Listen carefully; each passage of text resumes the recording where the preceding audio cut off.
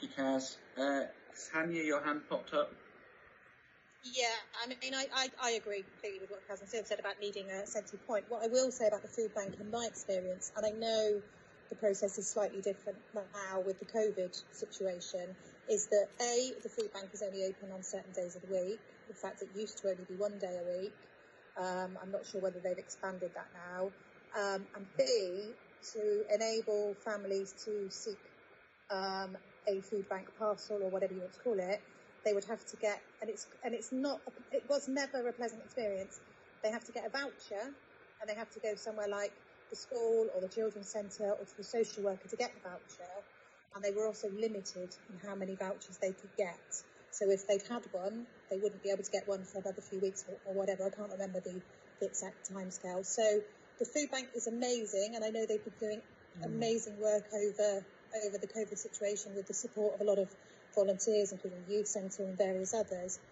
But in normal circumstances, my experience with the food bank is actually people can't, it's not like you can just rock up and get a food parcel. And I think, as Kaz said, there are different people in the town who perhaps have different contacts, different people they engage with. So, there will be people that go to church, there will be people that don't go to church, there will be people that use the food bank on a regular basis because they have support from family support workers or social workers, and then there will be the people that we know are the real issue, are the kind of working poverty, the people that are working but just now and again are really, really struggling and they need to get a food parcel. So I think, yes, it all needs to be coordinated, yes, they all need to be working together, but absolutely, I think we need to be supporting anybody who's offering this kind of service. Totally get your point, Sue, actually, that we need to look at this funding. We need to see how much we're spending. If they're running this service but we're paying for it, actually we do need to look at that. But we, as Ben said, this is an amount that we've already agreed. But moving forward, we need to kind of look at that extra.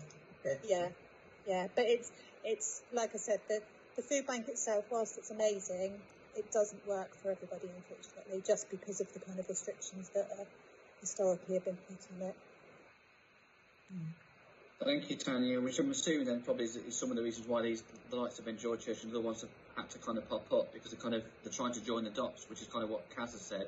The dots are very much kind of, there's no lines in between, so they're trying to fill a void that's kind of been created by COVID. So, a kind of a task for us to ultimately, I suppose, is to try and get in contact with all of these different groups and see if there's a way of joining it all up. But I think that ultimately the problem is, no matter what we try and do to join it up, I think people are still going to go.